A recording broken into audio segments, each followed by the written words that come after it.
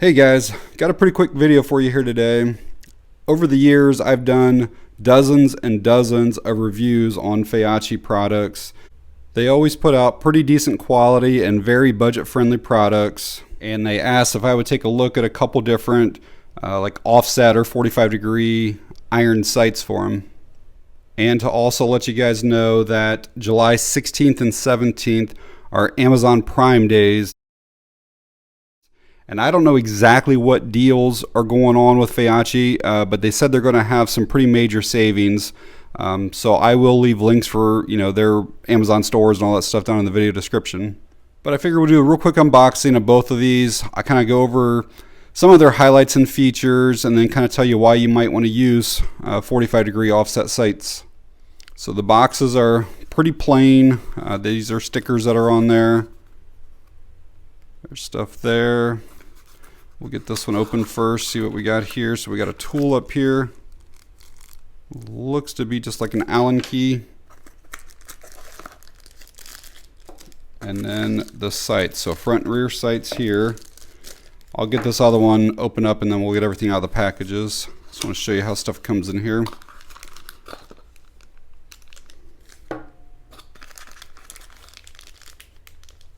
And it looks like basically the same stuff, front and rear and a tool. All right, got those out of the packages. So what we have here from Feyachi are the S54 45-degree backup sights. These ones here, I cannot find a name on them. They just call them rapid transition sights. Show you guys some quick close-ups of these ones here first. This one comes with a fixed front sight, this front post. It does have a fiber optic dot on it there. These are all made out of some type of aluminum alloy, and then they have a hardened anodization on them.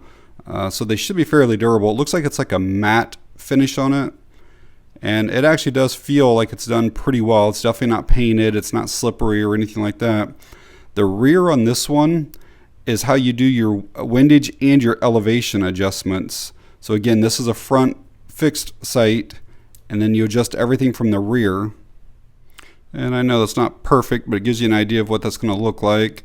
So you got your green fiber optics in the back, red up in the front, or maybe an orangish color. You have a large aperture for like close quarter stuff, and then a small for precision shots. And here are the S54. Just picking them up, they feel significantly lighter. I'll get a weight for you guys here in a minute. These ones are spring loaded for deployment, and then you have to they lock in real solid, and then you have to push the button to get it to go back down. And then these ones do have elevation and windage on each. The rear has your windage and the front has your elevation. Grab a quick weight of each set. So we have 4.2 ounces on the ones that they're calling just a rapid transition. So 4.2 and 3.2. I didn't show a close-up of the S54, what that would look like. So there's your fiber optics on it. Again, close quarter, and then your precision stuff. So this here might be a fairly normal setup for me, maybe a red dot or a scope with a set of backup sights behind it, directly behind it. And these would co-witness with my dot. The purpose of having those 45-degree offset ones is, let's say I drop this and my glass actually shattered and you basically can't even see through it.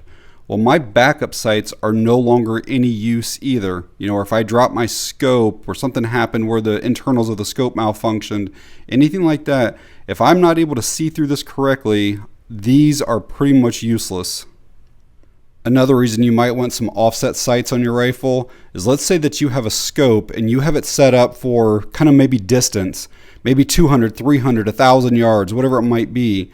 But you need possibly to have some type of like close quarter combat type stuff set up. So you could put those offset on there so you could do your 10, 50, 100 yard shots with those iron sights. Just so YouTube knows, before I start putting those sights on here, I am working with a safe, empty gun. Nothing in it. And by adding those little iron sights, it does not change the function of the gun. Doesn't make it do anything different than what it did before.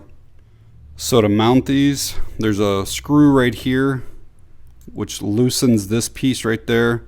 So you're just going to basically take that out part way. Kind of make sure there's still some threads in there. Don't take it all the way out. And then this is going to be the front one. These are set up to where you can do it for left-handed or right-handed shooters. So you can actually put this on this side or have it over on that side. Either way will work. As I was mounting this on, I started thinking if you had like a front post, 45-degree offset sights would be good for that. If you had like an IR laser up on the top of your rail, that would be good for these types of sights as well. Maybe even a flashlight. If you run a flashlight on the top here, putting something over on the side would definitely be beneficial. Get this rear mounted next. So after just telling you guys on the front not to take it out too far, I accidentally did. There are a couple little springs in there, so be careful not to lose those. They go into those two holes right there. So yeah, it'll look like that. I'll try to get this back together now. Alright, got those mounted on there. You can honestly hardly even see the rear from this side with the scope on there. But there it is. There's the front. And again, you can deploy them, push of a button. And again, you just kind of hold your rifle at a little bit of an angle to the side to be able to line those up then. And hopefully you can see the clearance there. I don't know the exact height of these mounts, but they're still pretty low. You can see that my front lens is almost hitting my rail there.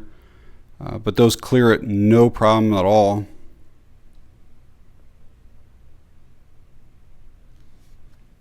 As far as where to mount these, I'm no expert on the matter. Some people will say it doesn't really matter. You can mount them anywhere along there. I've always been on the train of thought that the further apart your sights are, the better the accuracy. That may be wrong, but that's what I've always thought. If you look at any pistol, they pretty much have the rear sight all the way at the end of the slide and the front sight all the way at the front of the slide. So that's what I try to do here.